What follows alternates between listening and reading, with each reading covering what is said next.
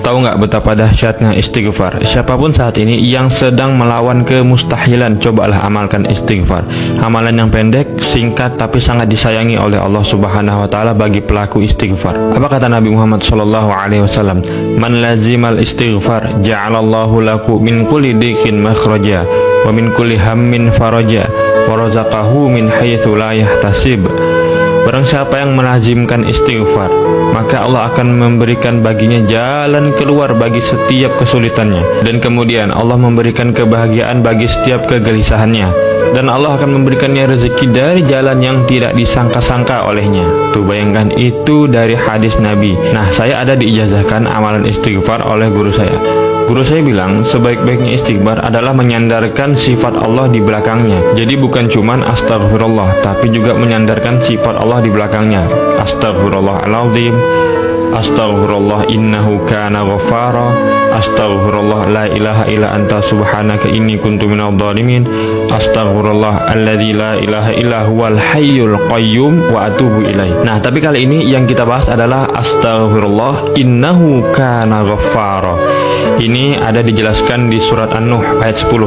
Faqul tustaghfiru rabbakum innahu kana ghaffara. Lalu apa kalimat berikutnya? Yursilis samaa 'alaikum midrara. Maka Allah akan mengalirkan air hujan yang deras dari langit.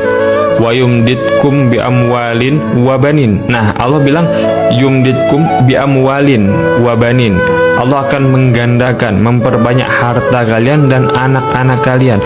Makanya bagi ada orang yang kesulitan dengan harta, kemudian kesulitan ingin punya anak, amalkan istighfar. Ini udah janjinya Allah. Bukan berarti kalian harus ngejudge orang yang mengamalkan istighfar, mencari dunia, mencari hajat. Bukan.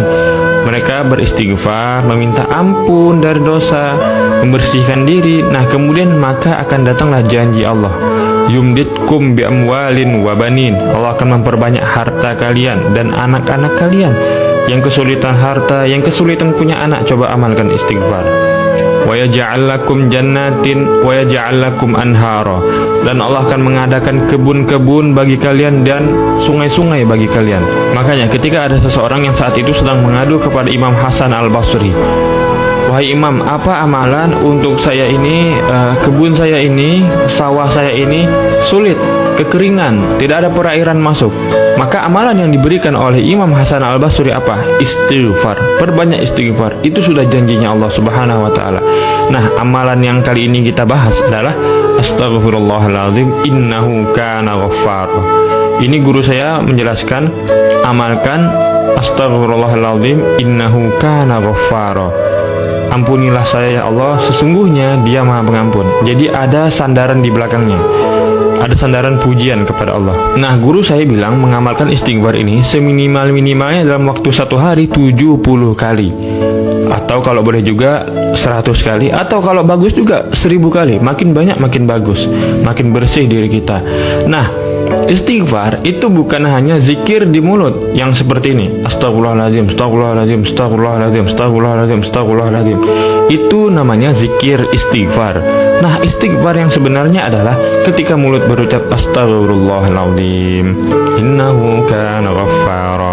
Di dalam hatinya menyadari, meminta maaf, mengingat kesalahannya, tidak mengulangi kesalahannya, bertaubat di dalam hati, mulutnya mengucap istighfar, hatinya mengingat Allah, meminta ampun dengan sungguh-sungguh.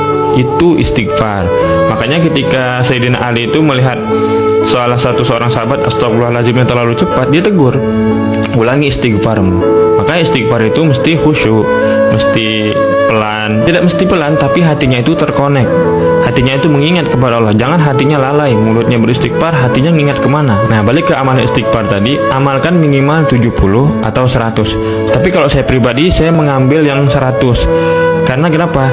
Nabi Muhammad SAW yang udah dijamin masuk surga, beliau itu beristighfar dalam waktu sehari 70 kali. Maka kita yang tidak dijamin surga, yang dosanya begitu banyak, yang amalan terlalu sedikit, kita harus lebih istighfarnya, harus lebih banyak daripada Nabi Muhammad SAW. Kalau bisa banyak lebih bagus. Tapi kalau tidak bisa 100 aja sehari istiqomah. Insya Allah coba aja nanti lihat perubahannya.